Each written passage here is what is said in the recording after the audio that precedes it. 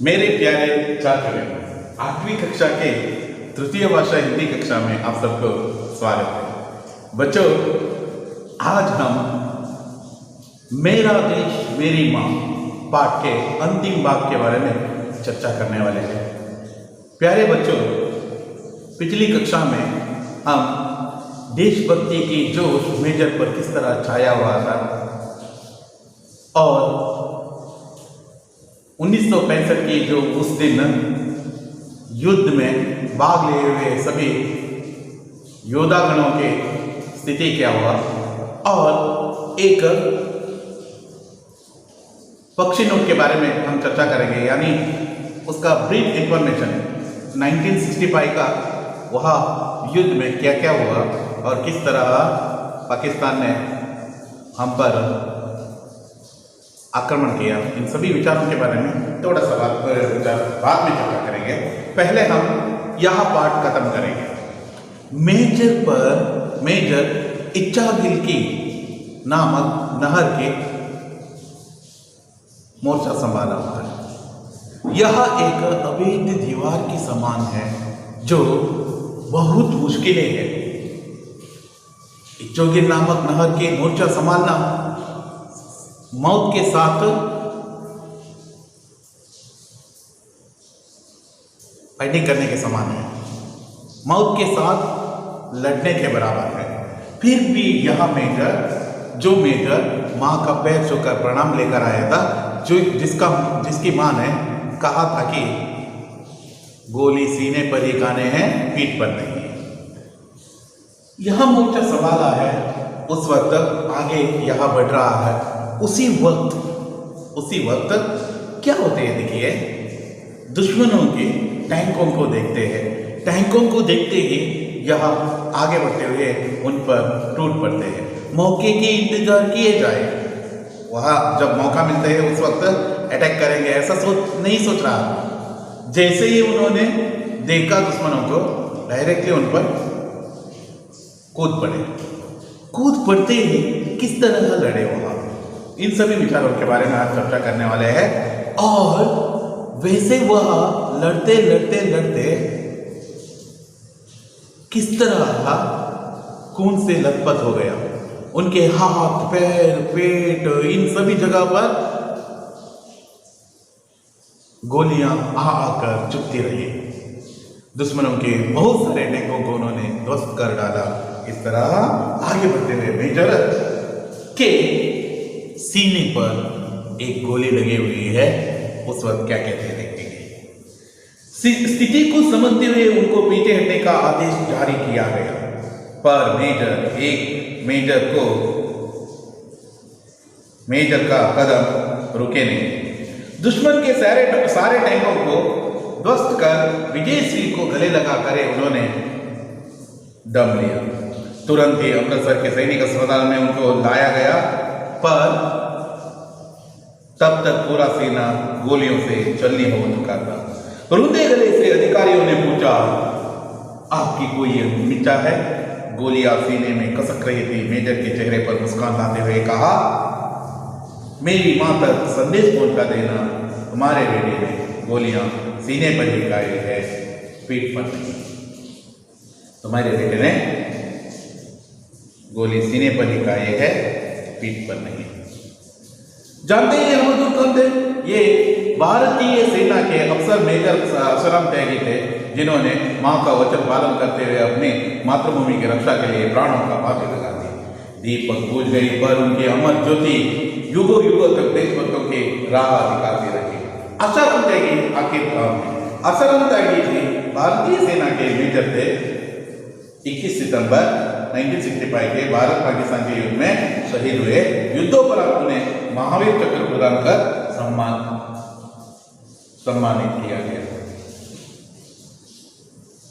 स्थिति को समझते हुए मेजर का शरीर, पूर्ण शरीर गोलियों से भरा हुआ है, यानी गोली घुस गए, बुलेट्स घुस गए हैं उसके पेट, हाथ, पैर, सभी जगह पर एक ना एक गोली आप देख सकते थे। एक गोली आकर सीधा सीने पर ही घुस गया। सीने पर बहुत सारी गोलियां आकर वैसे अटैक किए हुए थे, फिर भी मेजर का कदम पीछे नहीं हटा। स्थिति को समझते हुए मेजर अभी गिरने वाला है, मेजर अभी मरने वाला है, यह जानकर पीछे रहने वाले अधिकारीगण, उनके हायर ऑफिसर रहते हैं, अधिकारीगण उनको तुरंत वापस आने का आदेश भेजा गया। मेजर रुकते नहीं है, क्योंकि क्या है, मेजर पर देशभक्ति का जोश पूरी तरह छाया हुआ था। वह किसी का बात नहीं सुनने वाला था, केवल केवल केवल केवल केवल अपने कर्तव्य निभाने में ही सक्षम थे। आखिर कर्तव्य क्या है? देश की रक्षा करना, दुश्मनों से देश की रक्षा कर कर देश को विजय श्री दिलाना ही उनका एकमात्र मकसद समझते थे। स्थिति को समझते उनको पीछे हटने का आदेश दिया गया, पीछे हटने के लिए उनको आदेश दिया गया, पर मेजर का कदम रुके नहीं। फिर भी मेजर का कदम, वह जो आगे बढ़ाया हुआ कदम रुके नहीं। दुश्मनों के सारे टैंकों को ध्वस्त कर विजयश्री को गले लगाकर उन्होंने थाम लिया। दुश्मनों के सारे टैंकों को उन्होंने ध्वस्त कर लिया, डिस्ट्रॉय कर दिया, एक भी टैंक नहीं बचा। सीने पर गोली है, फिर भी वहां पीछे नहीं हटा। दुश्मनों के सारे टैंकों को ध्वस्त कर कर ही उन्होंने दम लिया।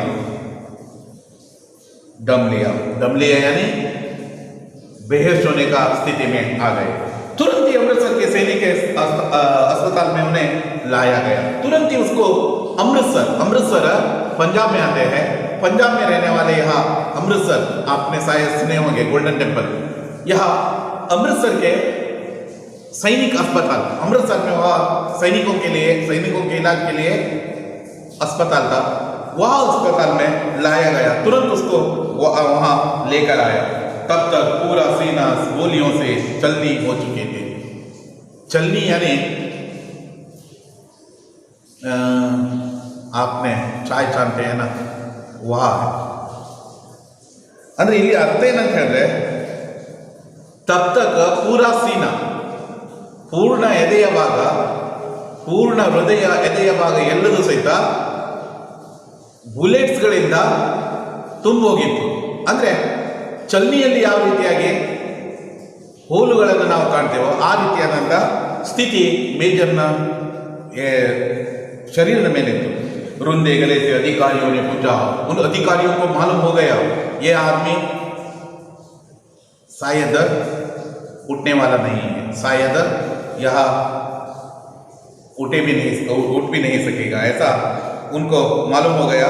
गोलियां सीने में कसक रही थी, मेजर के चेहरे पर मुस्कान आता। सॉरी, अधिकारियों ने पूछा रुंदे गलों से, बहुत दुखित होकर अपने बहादुर सिपाही को हम खो रहे, ऐसा दुख से रुंदे गलन से अधिकारियों ने पूछा, आपकी कोई अंतिम इच्छा है?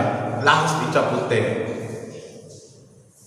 यह मरे नहीं है, इसलिए उसकी अंतिम इच्छा पूछ रहे हैं। आखिर तुम्हारी अंतिम इच्छा क्या है? वह पूर्ण करने के लिए हम कोशिश करते हैं। ऐसा कहने पर आपकी अंतिम इच्छा है? गोलियां सीने में खसक रही थी, चुचता है तो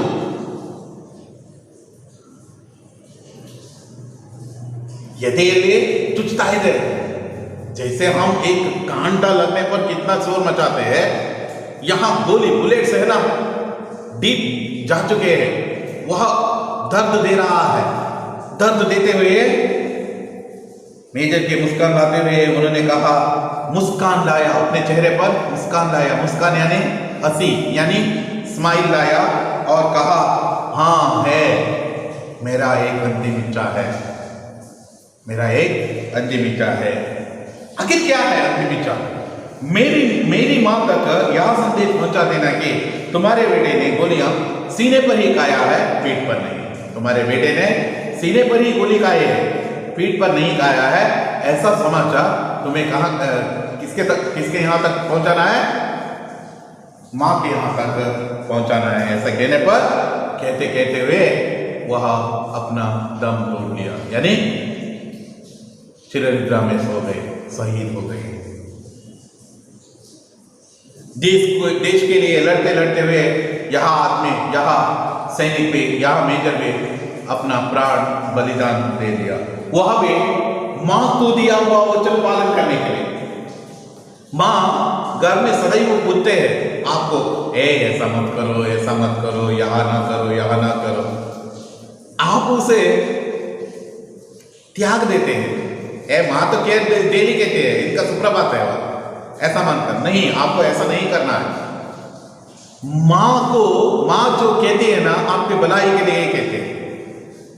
वह आपको ध्यान में रखकर किसी भी क्षण पर आपको यह नहीं सोचना है कि यस माँ का यह वचन को त्याग देना है, ऐसा नहीं सोचना है। बच्चों, यह मेजर माँ को दिया हुआ वचन पूर्ण करके गोली सीने पर ही खाया था, पीठ पर नहीं खाया था। यह संदेश माँ तक पहुंचाने के लिए उन्होंने मेजर अधिकारियों से कहा। जानते हो ऐसा बहादुर सिपाही कौन है?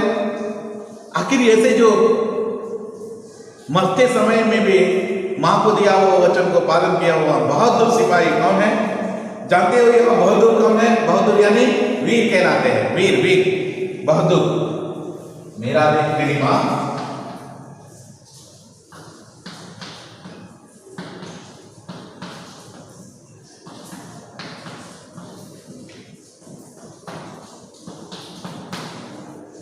बहादुर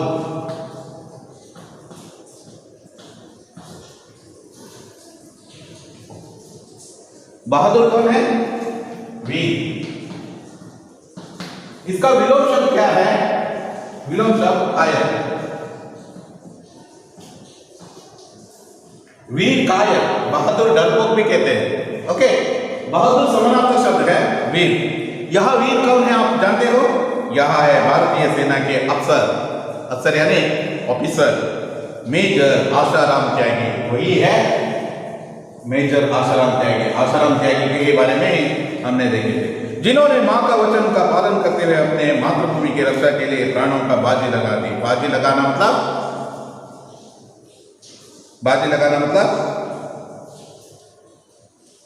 अपने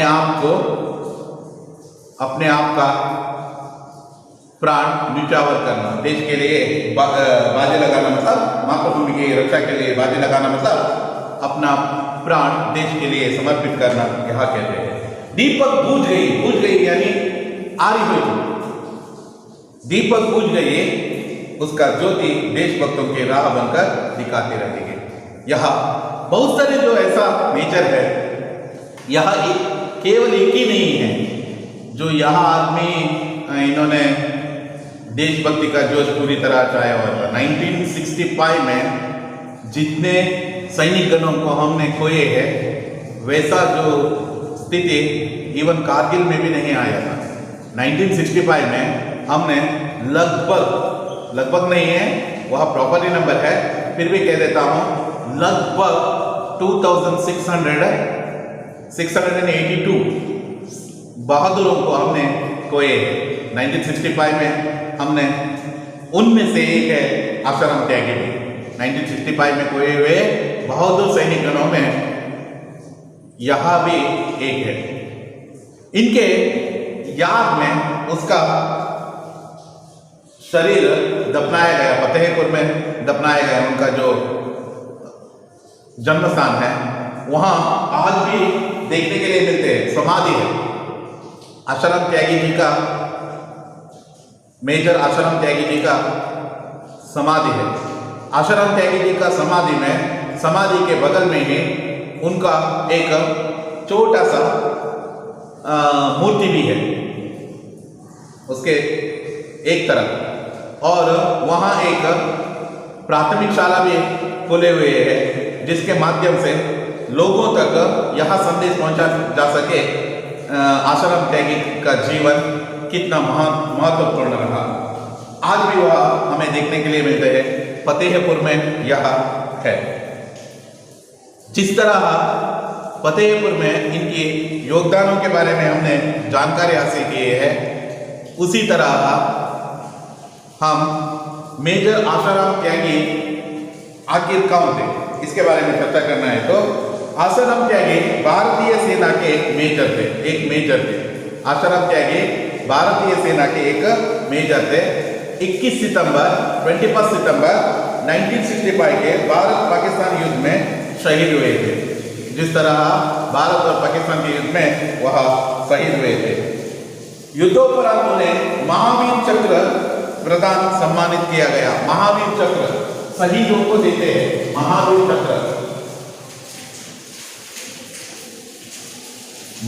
चक्र शहीदों को देने वाले एक सम्मान है। शहीदों को देने वाले एक सम्मान है। यह सम्मान मृत्यु पाए हुए बहुत सारे योद्धगणों को देते हैं। ओके, महावीर चक्र इसके बारे में थोड़ा सा हम जानकारी हासिल करेंगे। महावीर चक्र किसके लिए दिए जाते हैं?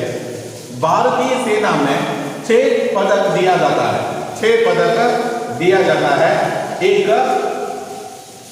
परमवीर चक्र, दूसरा महावीर चक्र, तीसरा वीर चक्र। यह युद्ध में लड़ते हुए शहीद हुए लोगों को दिए जाने वाले एक पदक है। युद्ध में लड़ते शहीद हुए देशभक्तों को देने वाले पदक है। उसी तरह अशोक चक्र, कीर्ति चक्र और एक शौर्य चक्र, यह तीनों भी Ashoka Chakra is equal to the Param Vir Chakra, Mahavir Chakra Kirti Chakra is equal to the Mahavir Chakra और अशोक चक्र की Shaurya Chakra is equal to the Vir Chakra. इसमें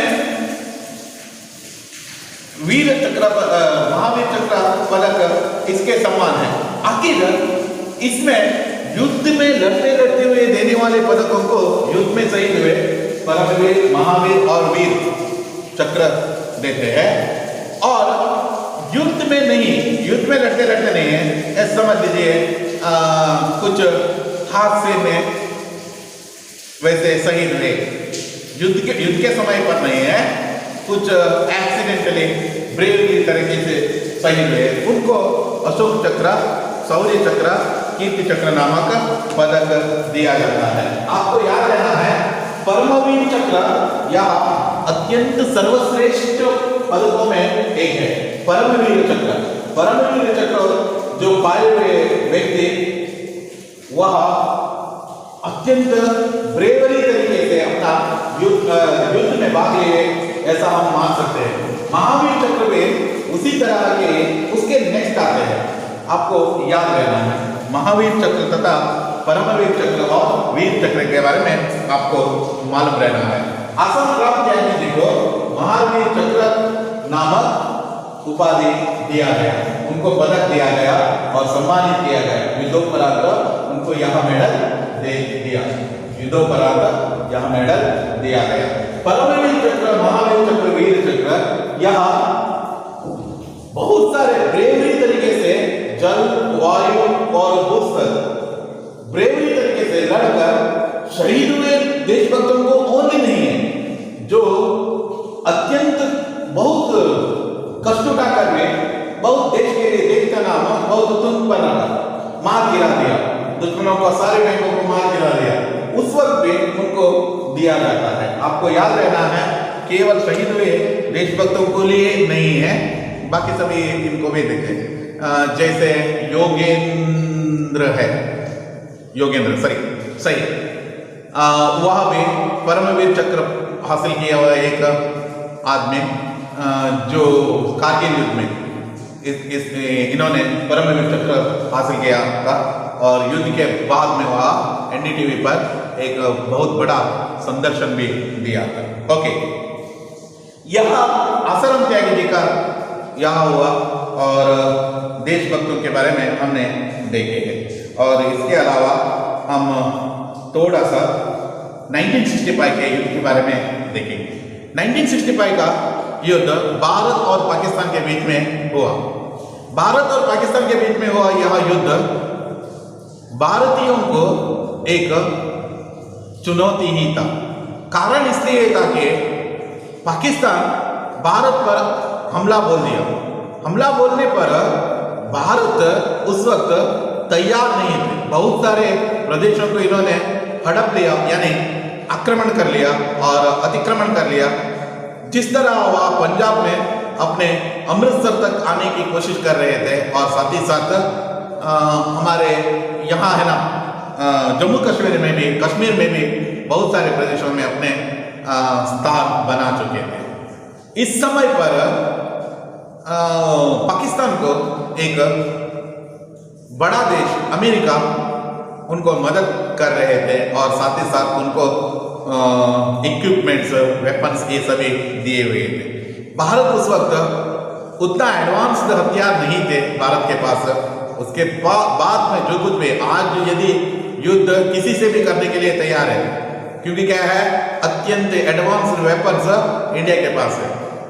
उस समय उतना एडवांस्ड वेपन भारतीयों के पास नहीं था, जो इन्होंने राइफल के जरिए, एक वे महान व्यक्ति के बारे में कह देता हूं, हामिद नामक एक व्यक्ति है, Hamid Iqbal, I think, yes, हमें अत्यंत ब्रेवरी तरीके से अपने राइफल से ही टैंकों को उड़ा लिया उन्होंने। वो भी क्या है, बहुत दूर से नहीं, 10 गज की दूर से उन्होंने टैंक को ब्रेवर किए। उनको भी परमवीर चक्र मिला बाद में, शहीद हुए हैं 1965 में ही उन्होंने यहां भी शहीद हुए हैं। यहां आपको याद रहना है, उस समय के प्रधानमंत्री थे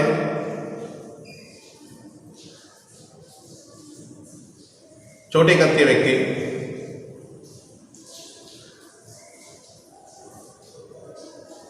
राजेंद्र प्रसाद, आई थिंक,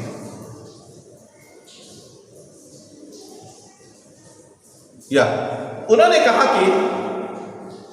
उन्होंने कहा यदि पाकिस्तान हम पर एटम बम फेंकने के लिए योजना बनाते हैं तो हम चुप नहीं बैठते हैं, हम भी उन पर अटैक करते हैं। जय जवान जय किसान नामक उक्ति का सृष्टिकर्ता है वह।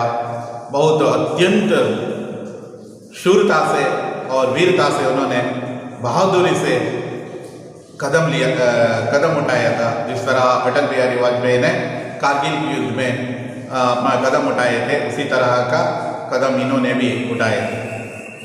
इस समय वह हमारे जो भारतीय सैनिकगण इतना कम छोटी सी जो कहना मतलब कम वेपन्स में भी और उतना बड़े हथियार नहीं थे, फिर भी उन्होंने पाकिस्तान को बहुत लाहौर तक उनको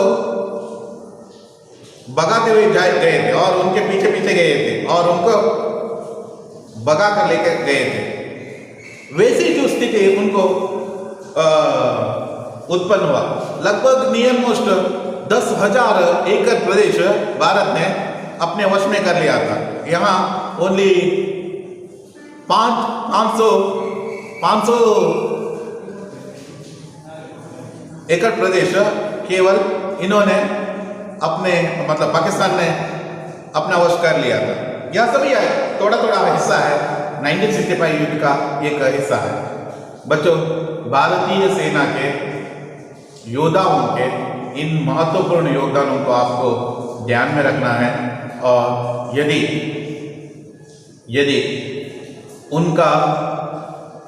उनका आदर करने में आप सक्षम नहीं हुए तो भी ओके, उनको अवमान करने के लिए कोशिश मत कीजिए प्लीज, क्योंकि भारतीय सेना के कारण से ही आज हम यहाँ सुरक्षित हैं।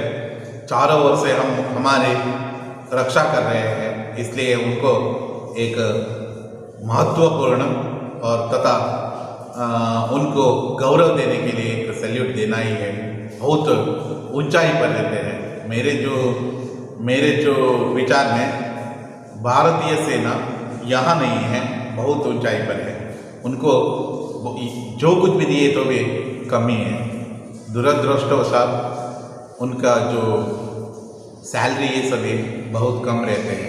एसी रूम में बैठे हुए बहुत सारे इंजीनियर्स, डॉक्टर्स को बहुत कमाते हैं। बहुत ठंडे प्रदेश में बहुत विदाउट एनी सुरक्षता से लड़ने वाले सोल्जरों को बहुत कम सैलरी मिलते हैं। यह दुरदृष्ट विषय है। मेरा एक विचार है, इस पर सबको विचार करना ही है और आने वाले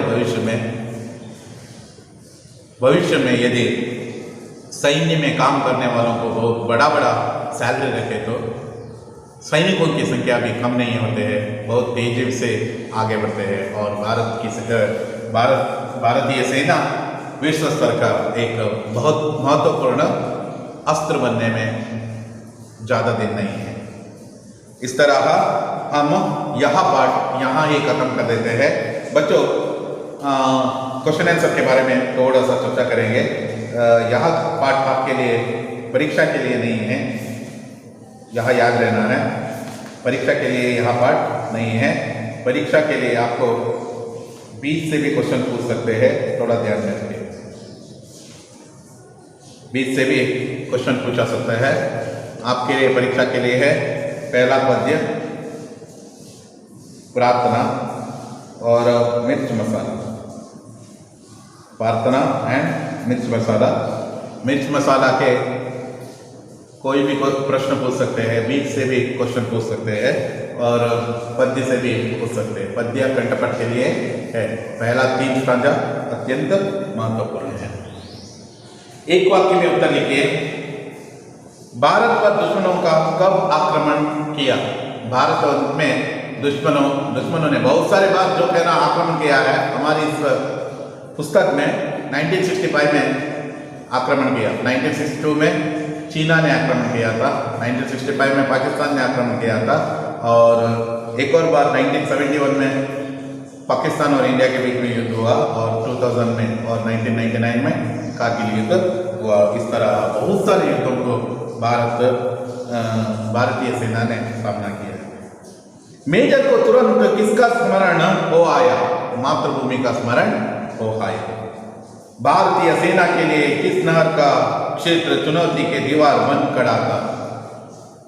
इच्चोगिल नहर के मोर्चा। इच्चोगिल नहर के मोर्चा तोड़ने के लिए कौन तैयार थे? मेजर तैयार थे। मेजर सामने आया। मेजर ने किसकी परवाह किए बिना मोर्चा को संभाला? मेजर ने मौत की परवाह किए बिना मोर्चा को संभाला। मेजर ने अधिकारियों से क्या कहा? मेजर ने अधिकारियों से कहा कि मेरी मां पर यह संदेश पहुंचा देना कि तुम्हारे बेटे ने सीने पर ही गोली खाई है, पीठ पर नहीं। मेजर आश्रम त्यागी ने किसे दिए हुए वचन का पालन किया? मेजर आश्रम त्यागी ने मां का दिया हुआ वचन को पालन किया। और इस तरह एक वाक्य का सभी प्रश्नोत्तर हम देखे हैं और बाकी सभी हम आने वाली कक्षा में हम चर्चा करेंगे। इस तरह आज की कक्षा यहाँ ही समाप्त कर देता हूँ। धन्यवाद।